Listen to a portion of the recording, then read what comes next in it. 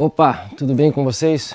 Acabei de chegar de mais um dia de trabalho aqui em Israel, guiando um grupo maravilhoso pela Terra Santa, e hoje eu quero falar para vocês sobre o que aconteceu no dia de hoje, que é a respeito de um casamento em Caná da Galileia. E como que o casamento é, sem dúvidas, uma ação espiritual. Bom, esse é mais um vídeo para você aqui do seu amigo na Terra Santa, Isaac Levi, descobrindo Israel. E vamos falar sobre, eu diria que a decisão que é uma das mais importantes da vida de uma pessoa. Porque uma vez eu ouvi que, os dias mais importantes da sua vida é primeiro o dia que você nasce e segundo, o dia que você descobre o porquê.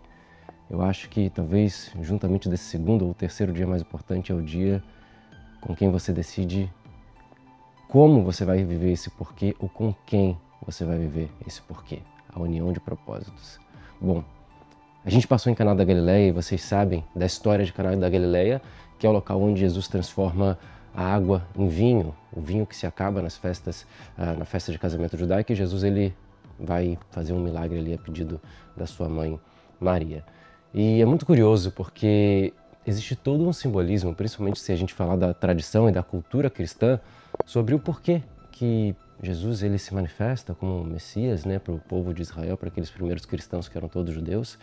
E como que toda a narrativa dos evangelhos e depois do livro do Apocalipse é completamente baseada numa história de casamento. Bom, em primeiro lugar eu devo falar para vocês que o casamento na cultura judaica, na época de Jesus, no primeiro século, ele acontecia de uma forma diferente daquela que é a forma que nós temos hoje. Então imagine você, que geralmente a mulher, ao seu primeiro período, ela já estava pronta ao casamento. Lembra de Miriam, de Maria? Fala a Bíblia que ela foi desposada de José. Isso é a palavra que aparece no texto de Isaías. E depois, nos evangelhos, é Alma, além de uma virgem, uma mulher nova, muito nova, entre os seus 13 e 14 anos, muito provavelmente. E como que acontecia nessa época? Geralmente, as duas famílias se encontravam, o homem e a mulher, e eles chegavam numa espécie de acordo pré-nupcial, onde a decisão, obviamente, era dos filhos, né, do noivo e da noiva, e eles falaram, eu gostei de você, você gostou de mim, então vamos ter agora um contrato nupcial. Isso era chamado de desposar a noiva.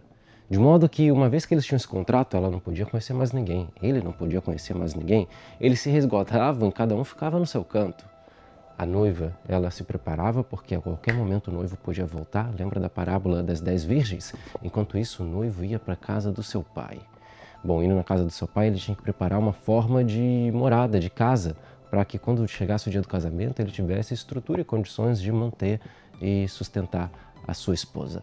Bom, isso acontecia geralmente, até hoje acontece em algumas culturas locais do Oriente Médio, onde as casas são feitas puxadinhos. Dentro daquele grande complexo familiar, você constrói mais uma casa ou mais um andar, e aí você adiciona o seu filho e a esposa dele, a sua nora.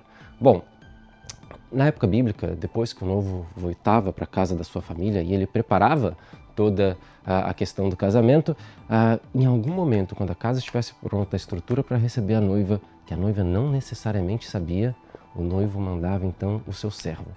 E ela deveria estar pronta. Ela não sabe quando vai acontecer. Bom, o servo do noivo ia à frente pelas esquinas e as ruas das cidades e vilarejos com o chofar, a trombeta, tocando e anunciando, eis que aí vem o noivo, eis que vem o noivo. A cidade começa a se preparar, a noiva então ao saber da notícia, ela se prepara rápido e ela parte ao encontro do noivo, onde os dois se encontram junto ao caminho. Uma vez que os dois se encontram junto ao caminho, eles seguem agora para Rupá. O que é a Rupá? A Rupá é uma tenda. O casamento judaico é feito embaixo de uma tenda. É um simbolismo da Ananeia Kavod, das nuvens de glória de Deus, quando aconteceu o primeiro casamento espiritual da história da humanidade. Bom, diz a Bíblia que quando Moisés desce do Monte Sinai, Deus quer casar-se com seu povo, o povo de Israel. Por isso ele dá duas tábuas da lei, uma tábua da relação entre os homens e Deus, outra tábua da relação entre os homens e o seu próximo, mas também porque todo contrato, como um contrato de casamento, ele tem que ter duas vias, uma via para cada lado do acordo. E bom, se aquilo é um casamento espiritual entre Israel e Deus, e eu provo para você na Bíblia que é um casamento, porque lembra que Oséias, ele vai ser ordenado por Deus para pegar uma prostituta e casar com ela, porque Deus disse, eu sou casado com meu povo, mas eles à noite se prostram com outros deuses, ou seja, a idolatria, o adultério contra Deus. Então Deus é casado e no Monte Sinai aconteceu um casamento. Então, debaixo de uma nuvem, como diz a Bíblia. Bom, na tradição judaica, a noiva ela vai ser levada também para debaixo da nuvem, da Rupá. Bom, nesse sentido, então, começa a grande celebração, a consumação do casamento. E agora, então, o que vai acontecer basicamente é que o noivo e a noiva vão fazer uma grande festa, uma espécie de bodas chamadas de Shevra Barot.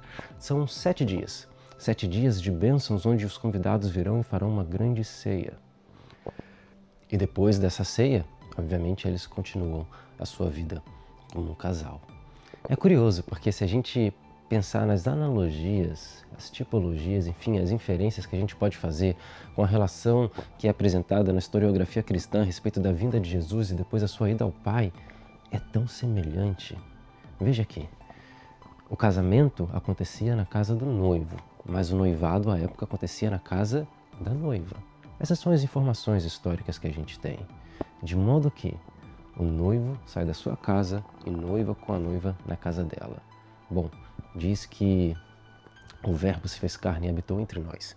Isso quer dizer que Jesus deixa a sua glória junto ao Pai e ele vem e ele faz uma espécie de noivado, fazendo uma aliança com a igreja. Uma aliança escrita, um contrato feito por sangue. Bom, depois da noiva ser comprada por esse contrato de sangue, diz que Jesus ele volta, ao seu Pai. E quando os discípulos eles não estão sem entender nada, Jesus fala: por que vocês temem?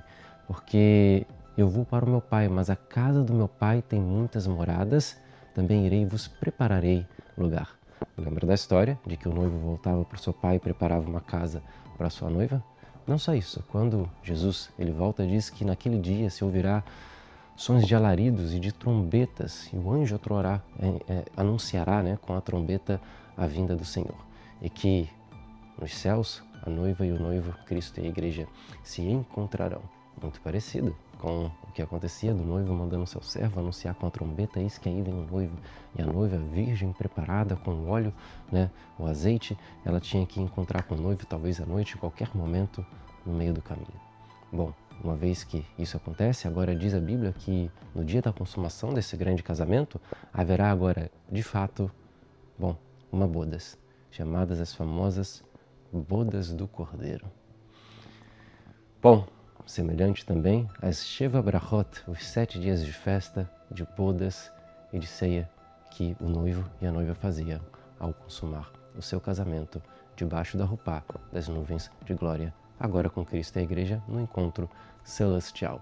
Isso eu estou contando para vocês como um judeu que sabe da perspectiva judaica, da história dos casamentos judaicos que acontecem agora e também da história dos casamentos judaicos que aconteciam no passado. Então veja que na Bíblia nada é por acaso. Existe uma poesia, que eu digo que é a poesia judaico-cristã, que permeia todo o Novo Testamento e que você precisa ter acesso a esse oceano de conhecimentos da cultura judaica para ter mais riqueza ainda nos textos que você, meus amigos cristãos, tanto apreciam. Bom, então eu tive com essa família, esse grupo VIP, nós fomos para Kfar Caná, o vilarejo de Caná da Galileia, onde visitamos a igreja de Caná da Galileia.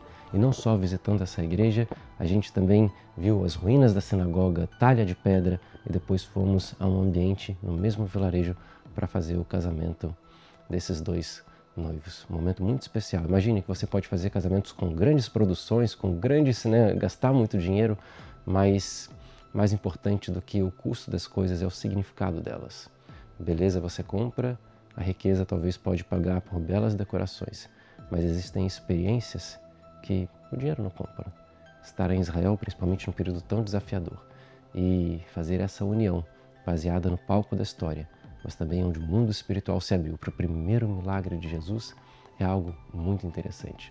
E eu termino falando sobre o casamento, no sentido de que existe uma diferença entre o casamento nos tempos atuais para uma diferença no casamento nos tempos do primeiro século, nos dias de Jesus, e como os judeus fazem hoje. Porque eu falo que existem 2 formas de casamento. A primeira forma é casar por amor. E a segunda forma é casar para amar. Casar por amor é casar por paixão, é você gostar daquela pessoa e você ficar apaixonado, o fogo da paixão consome o seu coração, eu amo ela, eu vou casar com ela. Mas bom, talvez venham as adversidades da vida, venham as dificuldades, o tempo passa, as pessoas envelhecem, a beleza vai embora, e se você casa por amor, o amor e a paixão também podem ir embora. Mas bom, se você casa para amar, as coisas são muito diferentes. Porque quem casa para amar, casa para, apesar das diversidades, das adversidades, das dificuldades, enfim, dos períodos sombrios que a nossa vida enfrenta, da velhice, da doença, da pobreza, ainda assim você está disposto a dia após dia construir o amor. O amor é construção, o amor não nasce pronto, certamente. E a primeira vez que a palavra amor, no sentido romântico, aparece na Bíblia é na história entre Isaac e Rebeca.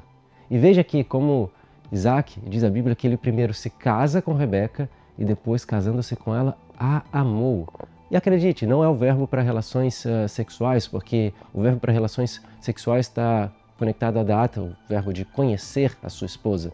Aqui realmente a Bíblia ensina algo muito poderoso para a gente, que é primeiro ele casou com ela, depois ele a amou.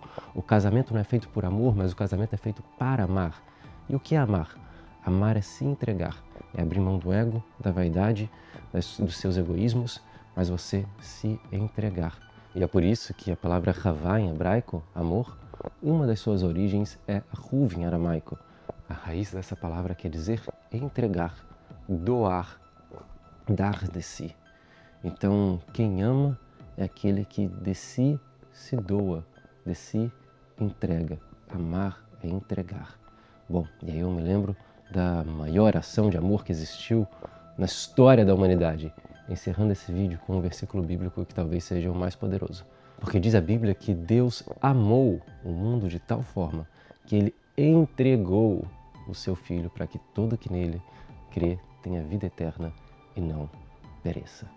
O casamento, o amor, é uma ação e um sentimento mais do que terreno, físico e material, é um sentimento metafísico e espiritual.